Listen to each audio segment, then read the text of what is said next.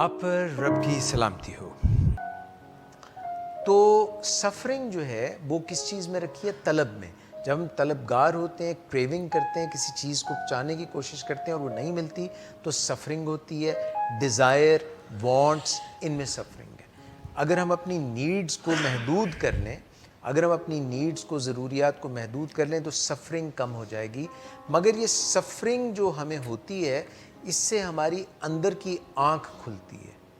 ہمیں ایسی زندگی کے حقائق کا سامنا کرنا پڑتا ہے جس کو پہلے ہم اپنی معصومیت میں جانتے نہیں ہیں۔ تو یہ ہمیں پہلے جیسا نہیں رہنے دیتی، یہ تبدیلی لے کے آتی ہے ہماری طرف، یا ہمیں نیچے کی طرف لے جاتی ہے۔ تبدیلی جو ہے وہ ایسی آتی ہے جس میں خرابیاں اور ہمارے کریکٹر میں فلاز آ جاتے ہیں، یا یہ بہتری کی طرف ہمیں لے کے جاتی ہے۔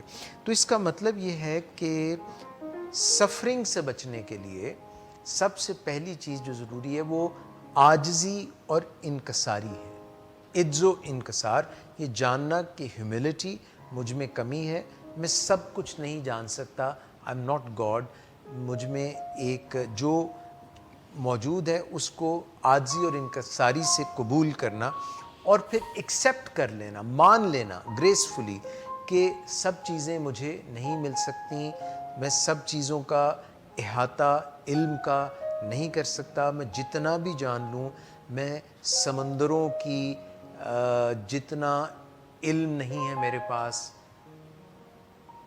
میرا محدود علم ہے۔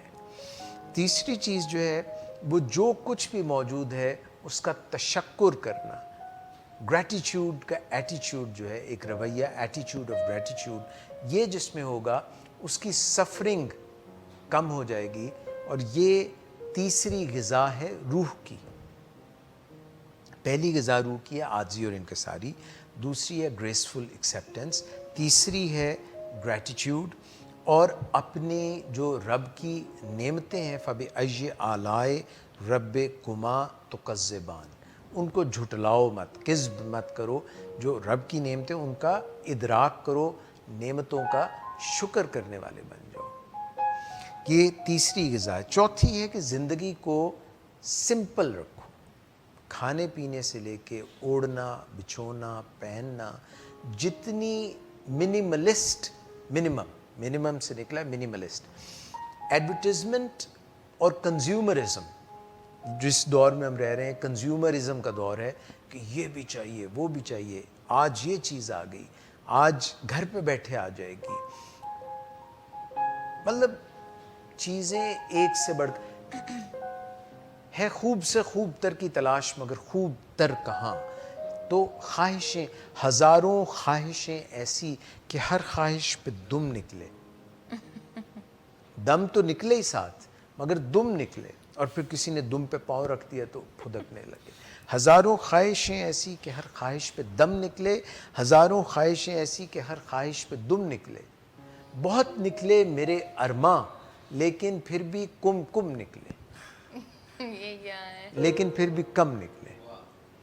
تو یہ جو ایک گرداب ہے، یہ جو ایک اسپائرل ہے، یہ جو ایک سائفننگ ایفیکٹ ہے جو آپ کو نیچے سے نیچے لیتا جاتا ہے، اس میں جب آپ پڑ جاتے ہیں تو اوپر نہیں جائیں گے، آپ ترقی نہیں کریں گے، آپ اصل میں اس میں کھو جائیں گے، رنگ و آہنگ میں آپ کھو جائیں گے۔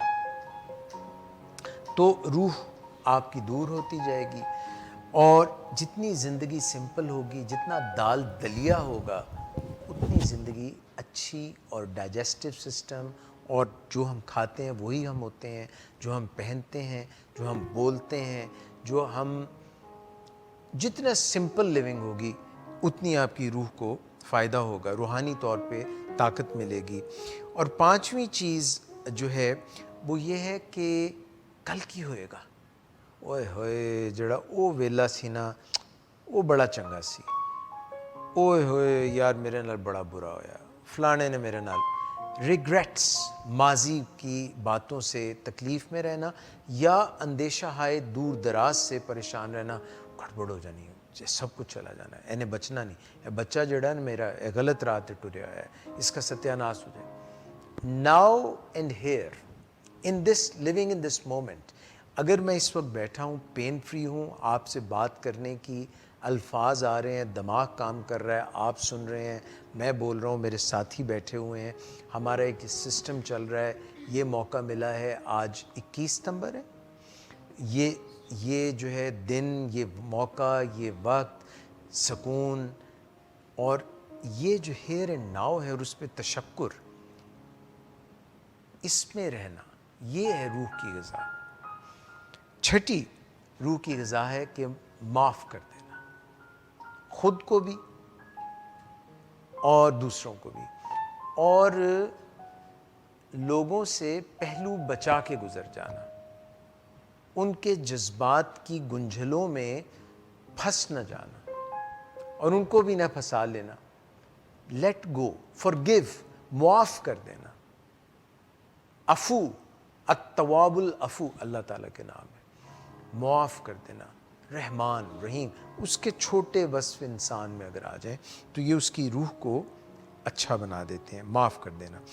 اور اپنی زندگی میں ویلیوز ڈھونڈنا کہ کوئی آپ کی زندگی کی ویلیوز ہونی چاہیے جن کے تحت آپ زندگی گزاریں، مگر آپ کہہ کچھ رہے ہیں اور کر کچھ رہے ہیں، یعنی آپ کی ویلیوز ان ایکشن نظر نہیں آ رہی، بلکہ آپ کے قول و فعل میں تضاد ہے، اور آپ کی سوچ میں، ایمانیات میں، سب سے پہلے ایمانیات میں، پھر سوچ میں، پھر آپ کے موڈ میں، پھر آپ کے رویوں میں، اور پھر آپ کے باڈی کے سمٹمز میں، پوری CBT بتا دی میں نے آپ کو۔ تو یہ جو اگر ان میں تضاد ہے تو پھر فساد ہے اور انتشار ہے، اور انتشار ہے تو روح بے چین ہے۔ تو پھر چاہے سب کچھ ہے، چاہے نرم بچھونے ہیں، چاہے کھانا جو ہے وہ مرغ مسلم ہے، تیتر ہیں، بٹیر ہیں، من و سلوہ ہے، مگر روح کو مزہ ہی نہیں آ رہا، وہ کہہ رہے ہیں یہ بھی دے دو، وہ بھی دے دو، یہ تو چاہیے ہی نہیں، یہ تو مزہ ہی نہیں آیا۔ تو ویلیوز جو آپ کی ہیں، پہلے تو پہچانے کہ ویلیوز ہیں کیا۔ ویلیو کا مطلب ہوتا ہے جس چیز کو آپ قیمتی سمجھتے ہیں۔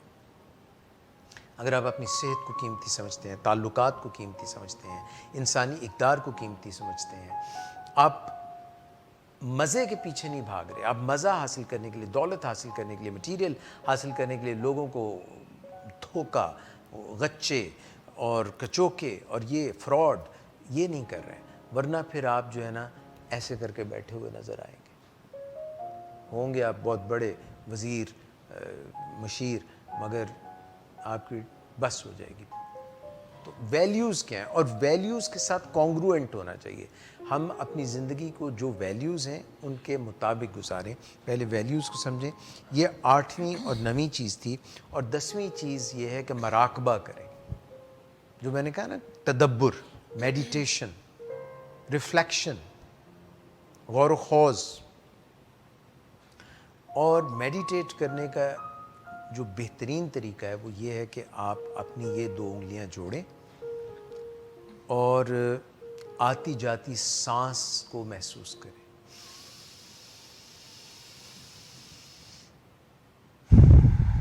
سانس لیں گہری اور نکالیں، اور اس کو محسوس کریں کہ نتنوں سے سانس اندر جا رہی ہے، حلق سے، پیچھے ٹریکیا سے، نرخرے سے آپ کے اندر گئی، پھیپھڑے بھرے، ڈائفرام میں گئی، آکسیجن گئی، حیات افروز طاقت آئی، پھر آپ نے ساری کاربن ڈائی آکسائڈ نکالی، پیٹ خالی کیا، سینہ خالی کیا، اور دھیان اس کی طرف نہیں، کبھی ادھر نکل جائے گا، کبھی ادھر، تو فوکس، مائنڈ فلنس تبھی آئے گی۔ بچوں کو عام بیماری ہے آج کل ADHD، attention deficit hyperactive disorder. Attention ایک جگہ مرکوز نہیں رکھ سکتے، کبھی یوں نکل جاتی ہے، کبھی یوں نکل جاتی ہے۔ تو یہ جو میڈیٹیشن ہے، جب آپ میڈیٹیٹ کریں گے تو آپ کے دماغ میں ایسے سرکٹ بنیں گے جو پرسکون آپ کی روح تک جائیں گے۔ یہ کنیکشن جو ہے set of consciousness, set of consciousness کہ ہوں میں کہاں ہوں، سیلف، اور اس کا کیا جوڑ ہے کاسموس سے، کائنات سے، کائنات کے مالک سے، یہ میڈیٹیشن سے آئے گا۔ اور اس کا آغاز جو ہے، فوکس جو ہے وہ سانس سے، کیونکہ سانس جو ہے اس کے اوپر آپ کو دسترس حاصل ہے، دل کی دھڑکن پہ نہیں ہے، آپ کے نظام انہضام پہ نہیں ہے، آپ کے جو امیونٹی سسٹم ہے اس پہ نہیں ہے، مگر جب آپ سانس کے اوپر اپنی یکسو کر لیں گے، کنسنٹریٹ کر لیں گے، فوکس کر لیں گے، تو باقی چیزیں بھی آپ کے احاطے میں آنے لگیں گی. تو یہ پریکٹس شروع کریں. اس سے ایک نیورو ٹرانسمیٹر گاما پہلوان کی بات نہیں کر رہا، گاما امائنو بیوٹائرک ایسڈ، یہ جتنا سرکٹس بڑھیں گے اور نیورو ٹرانسمیٹر بڑھے گا اتنے آپ شانت، ایزی، پرسکون اور انسائٹ، انلائٹنمنٹ، آپ کی اندر کی آنکھ نور کھلنے لگے گا اور آپ کو سچی روح کی بیداری مل جائے گی. یہ میڈیٹیشنز، یہ 10ویں غذا ہے. 11ویں غذا جو ہے وہ روٹینز ہیں. سونا، صحیح کھانا، صحیح تعلقات، اٹھنا، سونا، جاگنا، پانی، یہ جو ہے 11ویں. کیونکہ کمپیوٹر جب کام صحیح کرتا ہے بجلی اس کی آتی ہے، مگر بجلی ہو، جیسے روح کی بات کروں وہ بجلی ہے یعنی کرنٹ ہے ہمارا، تو باقی چیزیں بھی صحیح ہوں ورنہ شارٹ سرکٹ ہو جائے گا. بجلی آئے گی پر پھر شارٹ سرکٹ. باڈی کا خیال رکھنا ضروری ہے نا، دماغ، سائیکی اس کا، اور تعلقات، 4 چیزیں ہوتی ہیں نا، روح، جسم، دماغ یعنی سائیک، نفسیات، اور یہ جو ہے نا نفسیات، اس کا بھی کہیں مطلب روح کی طرف جاتا ہے، اور تعلقات. اور اپنے آپ کو ہمیشہ تیار رکھنا لوگوں کی سروس کے لیے. اس میں روح کو مزہ آتا ہے جب آپ دوسروں کی خدمت کے لیے اپنے تیار رکھتے ہیں اپنے آپ کو. اور ایمپتھی یعنی 13ویں چیز ہے، یعنی کہ کسی کا دکھ درد ایسے محسوس کرنا جیسے وہ محسوس کر رہا ہے، اور پھر اس کو ہیلپ کرنا کہ وہ اپنا دکھ درد دور کر سکے. اس کو اپنا متی یا ڈیپینڈنٹ نہ بنا لینا، بلکہ اس کو طاقت فراہم کرنا اس کا دکھ درد سمجھتے ہوئے کہ وہ اس کا مداوع کر سکے.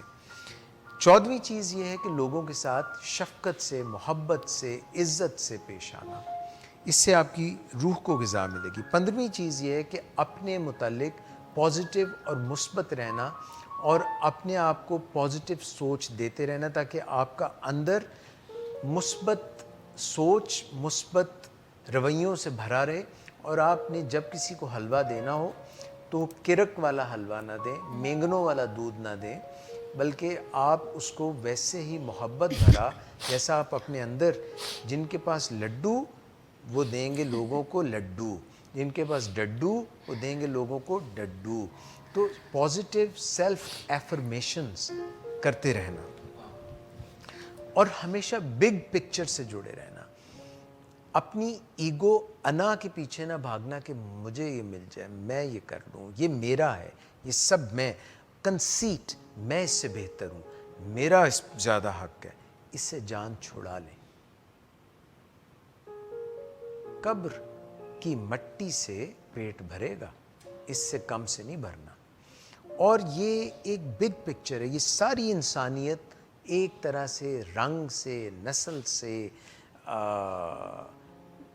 مختلف زبانوں سے الگ نظر آتی ہے ایک ہی، ہیں شکلیں جدا جدا پر لہو کا رنگ ایک، سب کے لہو کا رنگ. دیر از اے کنیکشن. اور یہ کائنات کا آفاقی کنیکشن ہے. روحیں اس سے بالاتر ہیں، ان کو زمان و مکان کی قید نہیں ہے، ٹائم اور سپیس کی قید روح کو نہیں ہے. اس کی پرواز، اس کی وہ رب کے عرش تک جا سکتی ہے.